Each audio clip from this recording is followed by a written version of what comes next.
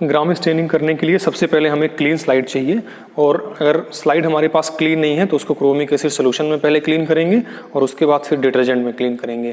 Clean करने का purpose ये होता है कि स्लाइड पे कोई भी ग्रीस या वैक्सी मटेरियल ना रह जाए। या जिस सरफेस पे स्मीयर बनाना है उस पर इस तरह से हमने सेलो टेप लगा दिया ऊपर, ताकि ये आइडेंटिफाई हो सके कि किस साइड में स्मीयर बनी हुई है। अदरवाइज स्मीयर बनने के बाद ये कन्फ्यूजन क्रिएट हो जाता है कि हमने इस साइड पे स्मीयर बनाया है या नीचे वाली साइड पे।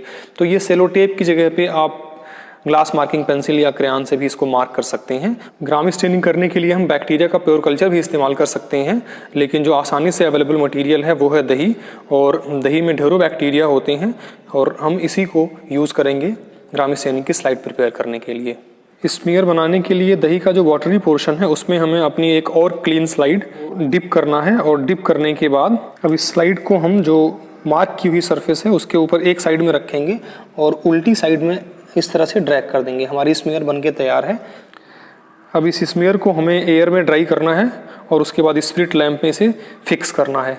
स्लाइड हमारी हवा में ड्राई हो चुकी है। अब इसको हम स्प्रिट लैंप पे जेंटली और इंटरमिटेंटली, मतलब हटा के इसको हमें फिक्स कर देना है, ताकि स्मीयर के जितने भी कंटेंट हैं वो स्लाइड के ऊपर फॉर्मली अटैच हो जाएं।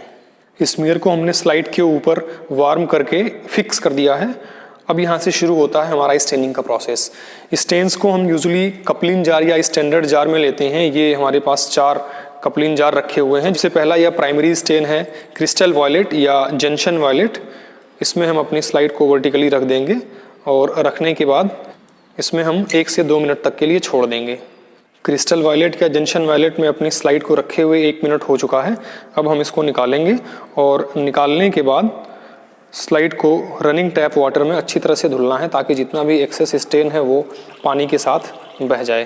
अब नेक्स्ट स्टेप में हम अपने इस स्लाइड को स्प्रिट लैंप के ऊपर जेंटली वार्म कर देंगे, ताकि जितना भी वाटर है वो उड़ जाए और स्मीयर और फिक्स हो जाए। अब प्राइमरी स्टेन में या जंक्शन वायलेट में स्टेन करने के बाद अपनी स्लाइड को हम आयोडीन सोल्यूशन में रखेंगे।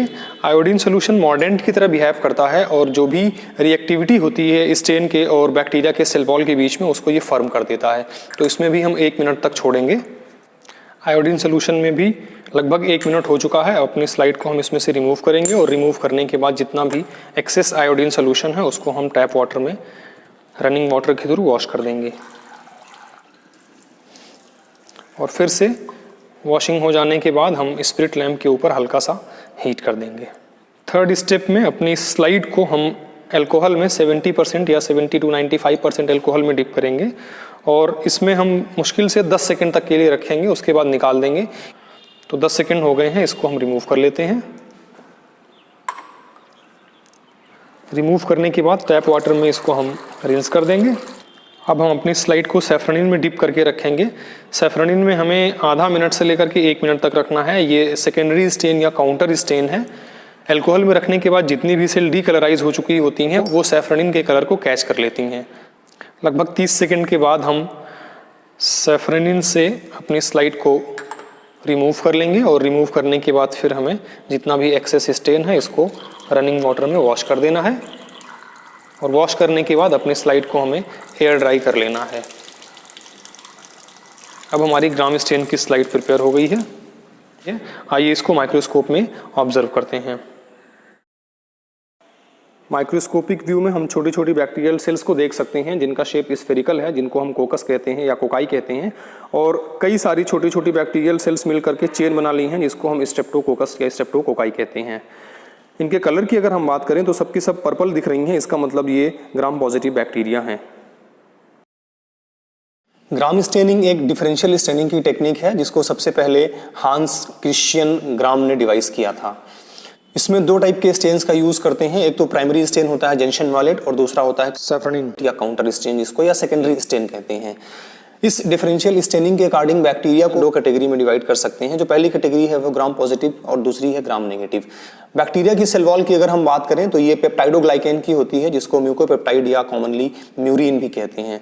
ग्राम पॉजिटिव बैक्टीरिया की सेल वॉल की अगर हम बात करें तो उसमें अंदर एक सेल मेम्ब्रेन पतली सी होती है और उसके ऊपर थिक सेल वॉल होती है म्यूकोपेप्टाइड की। तो जैसे ही हम इसको क्रिस्टल वायलेट में स्टेन करते हैं, क्रिस्टल वायलेट या जंक्शन वायलेट का पर्पल कलर ऊपर की जो सेल वॉल होती है थिक सेल वॉल ये कैच कर लेती है, और फिर जब हम इसको डी स्टेन करते हैं अल्कोहल में, तो जैसे ही अल्कोहल में रखते हैं इसके अंदर के जितने भी सेल वॉल के अंदर के जितने भी वाटर कंटेंट होते हैं वो सारे बाहर निकल आते हैं, सेल वॉल श्रिंक कर जाती है और सेल वॉल श्रिंक करने की वजह से जो स्टेन है वो फॉर्मली अटैच हो जाता है। फाइनली जब हम इसको काउंटर स्टेन करते हैं सैफरनिन में, तो चूंकि पहले से ही ये सेल वॉल कैच की हुई होती है, अब इसमें स्टेन कैच करने की गुंजाइश नहीं होती, तो फाइनली ये पर्पल कलर का दिखता है। इसके कंट्रास्ट में अगर हम ग्राम नेगेटिव बैक्टीरिया की सेल वॉल की बात करें तो ग्राम नेगेटिव बैक्टीरिया की सेल वॉल ट्राइपार्टाइट स्ट्रक्चर होता है, अंदर एक पतली सी सेल मेम्ब्रेन होती है, उसके बाद म्यूकोपेप्टाइड की सेल वॉल होती है, but in comparison to that of gram positive cell wall काफी थिन होती है, और उसके बाद फिर से एक सेल मेम्ब्रेन होती है। तो जैसे ही हम इसको क्रिस्टल वॉयलेट या जंक्शन वॉयलेट में स्टेन करते हैं, जो ऊपर की सेल मेम्ब्रेन होती है ये पर्पल कलर स्टेन कैच कर लेती है, लेकिन जैसे ही हम इसको डिस्टेन करते हैं, डिहाइड्रेट करते हैं अल्कोहल में, ऊपर की जो सेल मेम्ब्रेन है लिपिड वाली वो सारी की सारी वॉश ऑफ हो जाती है और बीच की जो सेल वॉल है वो एक्सपोज हो जाती है, और बीच की सेल वॉल पे फिलहाल कोई स्टेन नहीं है क्योंकि ऊपर एक लेयर थी जो कि क्रिस्टल वॉयलेट के स्टेन को कैच किया था। फाइनली जब इसको सेकेंडरी स्टेन में सैफरनिन में काउंटर स्टेन करते हैं तो ये जो बैक्टीरिया की सेल वॉल है, पतली वाली सेल वॉल, ये सैफरनिन का रेड कलर कैच कर लेती है और फाइनली हमें रेड कलर की दिखती है। तो इस तरह से हम ग्राम स्टेनिंग करके बैक्टीरियल सेल को ग्राम पॉजिटिव और ग्राम नेगेटिव दो कैटेगरी में आसानी से डिवाइड कर सकते हैं। इस स्टेनिंग टेक्निक में जितने भी रिएजेंट्स यूज हुए हैं सारी की सारी रेसिपी डिस्क्रिप्शन में अवेलेबल है, आप यहाँ से इसको नोट करके देख करके खुद से ही बना सकते हैं। Thank you.